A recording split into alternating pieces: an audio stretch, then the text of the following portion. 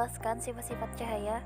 Yang kedua, menjelaskan sifat-sifat bayangan yang dihasilkan oleh cermin. Yang ketiga, menjelaskan sifat-sifat bayangan yang dihasilkan oleh lensa. Yang keempat, menentukan fokus cermin cekung. Dan yang kelima, menentukan fokus lensa cembung. Untuk alat dan bahan yang harus disiapkan, yang pertama cermin datar, kedua cermin cembung, yang ketiga cermin cekung, yang keempat lampu senter, yang kelima busur derajat, yang keenam kertas putih, yang ketujuh lilin, yang kedelapan layar atau tabir kertas, dan yang terakhir celah cahaya.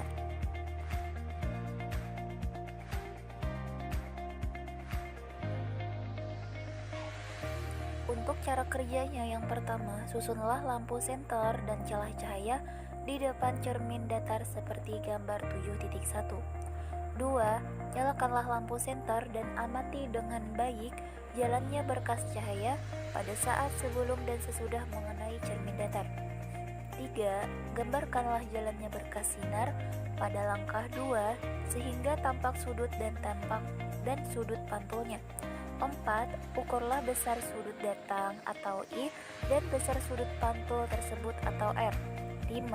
Letakkan sebuah benda, dalam hal ini lilin, di depan cermin datar dan amati bayangannya selama benda itu Anda geser-geserkan di depan cermin datar.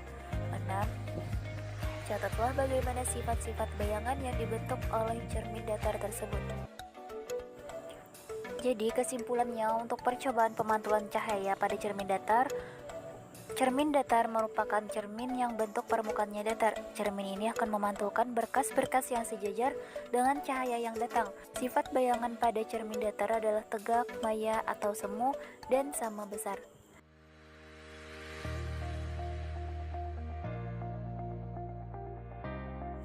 Untuk cara kerjanya, yang pertama, susunlah alat seperti gambar 7.2.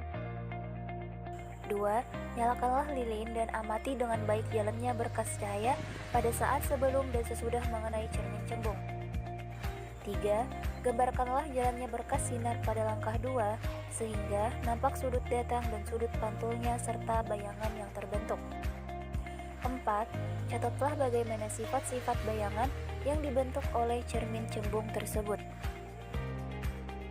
Kesimpulan yang dapat diambil dari percobaan pemantulan cahaya pada cermin cembung. Cermin cembung adalah cermin yang memiliki permukaan melengkung keluar. Cermin cembung disebut juga sebagai cermin negatif karena sifat divergen yang cerminan. Artinya cermin cembung ini dapat menyebarkan sinar dan cahaya. Sifat bayangan cermin cembung yaitu tegak, diperkecil, maya, atau semu.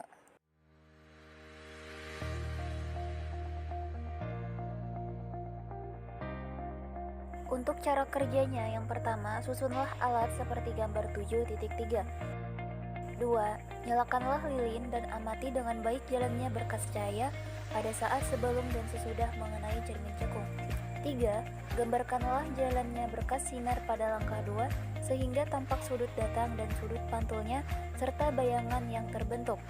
4. Catatlah bagaimana sifat-sifat bayangan yang dibentuk oleh cermin cekung tersebut. 5. Aturlah jarak benda atau latak layar agar pada layar terbentuk bayangan yang jelas dan tajam. Selanjutnya, ukur jarak benda dan jarak bayangan. 6. Jika benda di depan cermin cekung terus digeser menjauhi cermin, maka pada jarak tertentu bayangan benda akan menghilang atau tidak tampak. Ukur jarak benda dari cermin cekung pada keadaan tersebut. Kesimpulan percobaan pemantulan cahaya pada cermin cekung. Cermin cekung adalah cermin yang memiliki bentuk melengkung ke arah dalam. Cermin cekung ini tidak menghasilkan bayangan yang sejajar. Proses pemantulan cahayanya pun terjadi saat cahaya yang dipantulkan mendekati titik fokus cermin. Sifat bayangan cermin cekung sebenarnya tergantung pada letak benda. Pertama, jika benda diletakkan di ruang 1, bayangan akan bersifat maya, tegak, dan diperbesar. Kedua, jika benda diletakkan di ruang 2, bayangan akan bersifat nyata, terbalik, dan diperbesar. Ketiga, jika diletakkan di ruang 3, bayangan akan bersifat nyata, terbalik, dan diperkecil.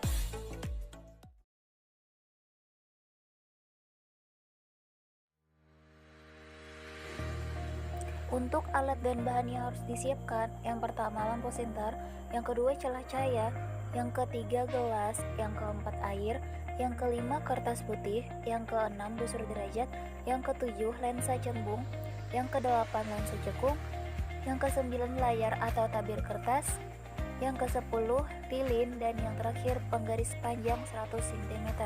Pada percobaan kali ini, kita akan mengamati pembiasan cahaya pada gelas kaca.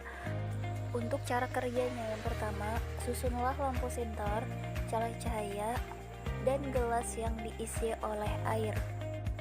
B. Nyalakan lampu senter dan amati dengan baik jalannya berkas sinar pada saat sebelum dan sesudah menembus gelas kaca yang diisi oleh air. C. Gambarkanlah jalannya berkas sinar tersebut sehingga tampak sudut datang dan sudut biasnya. Kemudian, ukur besar sudut datang dan sudut bias tersebut. Pergunakanlah lensa cembung untuk mengamati sebuah huruf pada buku dengan jarak yang relatif dekat antara lensa dan huruf. Kemudian, geserkan lensa perlahan-lahan menjauhi huruf tersebut sampai bayangan huruf menjadi sangat besar dan kabur atau tidak tampak. Ukur jarak huruf ke lensa pada saat tersebut dan catat bagaimana sifat-sifat bayangan yang dibentuk oleh lensa cembung tersebut.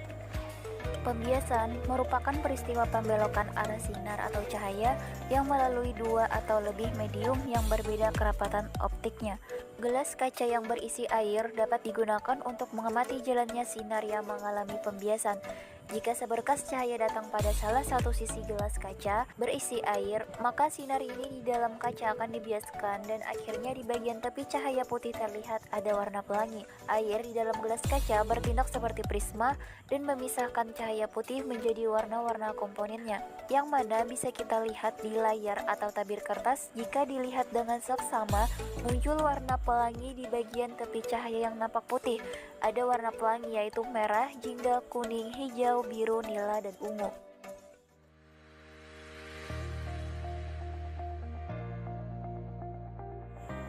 Untuk cara kerjanya, yang pertama, susunlah lensa cembung, layar, lilin, dan penggaris panjang seperti gambar 7.5 berikut.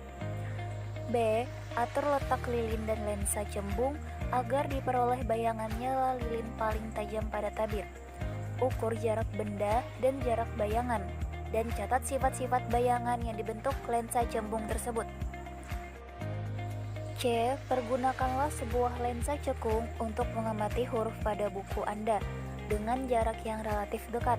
Kemudian, geserkan lensa secara perlahan-lahan menjauhi huruf tersebut. Catat bagaimana sifat-sifat bayangan yang dibentuk oleh lensa cekung tersebut. Kesimpulan dari percobaan pembiasan cahaya pada lensa cembung, cahaya yang jatuh pada permukaan lensa cembung akan mengalami pembiasan. Berkas-berkas sinar datang akan dibiaskan sehingga berkas-berkas sinar biasnya mengumpul. Lensa cembung bersifat konvergen atau mengumpulkan sinar-sinar yang dibiaskan pada satu titik. Sifat bayangan yang terbentuk pada lensa cembung ada dua. Semua bayangan maya yang dibentuk lensa cembung selalu tegak terhadap bendanya, dan semua bayangan nyata yang dibentuk lensa cembung pasti terbalik terhadap bendanya.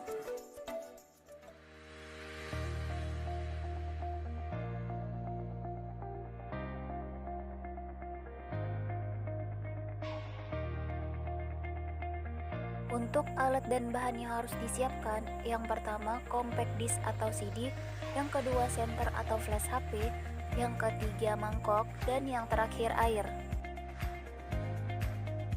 Pada saat permukaan bawah CD disinari dengan senter, pemantulan cahaya akan membentuk warna pelangi pada dinding. Peristiwa tersebut dinamakan dengan peristiwa difraksi.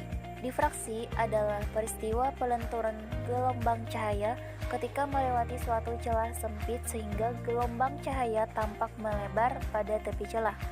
Difraksi dapat diamati pada celah tunggal maupun pada kisi. Peristiwa yang menyebabkan permukaan bawah CD memunculkan warna pelangi disebut dengan peristiwa interferensi. Interferensi cahaya adalah perpaduan dari dua gelombang cahaya yang datang bersama pada suatu tempat.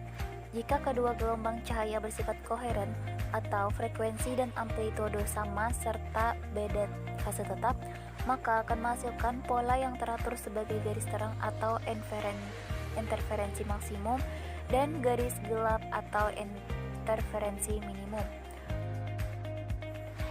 Untuk cara kerjanya, masukkan sidik ke dalam mangkok yang berisi air, kemudian sinari menggunakan senter, maka akan mengeluarkan cahaya pelangi pada layar atau tabir kertas. Maka peristiwa tersebut dinamakan dengan dispersi. Dispersi adalah peristiwa terurainya cahaya putih yang melewati sebuah prisma menjadi spektrum warna akibat perbedaan indeks bias masing-masing warna cahaya.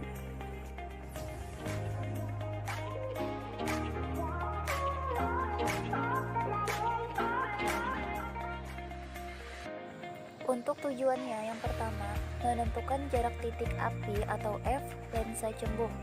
2. Menentukan kekuatan lensa cembung atau P. 3. Menentukan jarak titik atau F cermin cekung. Untuk alat dan bahan yang harus disiapkan, yang pertama lensa cembung, yang kedua cermin cekung, yang ketiga layar, yang keempat sumber cahaya bisa lilin atau lampu. Untuk cara kerjanya, yang pertama, susunlah lensa pada dudukannya dan letakkan di antara layar dan sumber cahaya seperti gambar 7.7. B. Nyalakanlah sumber cahaya, kemudian aturlah posisi benda dan lensa agar pada layar terbentuk bayangan yang paling tajam. C. Ukurlah jarak benda dan jarak bayangannya. D. Ulangi percobaan beberapa kali dengan kedudukan benda yang berbeda.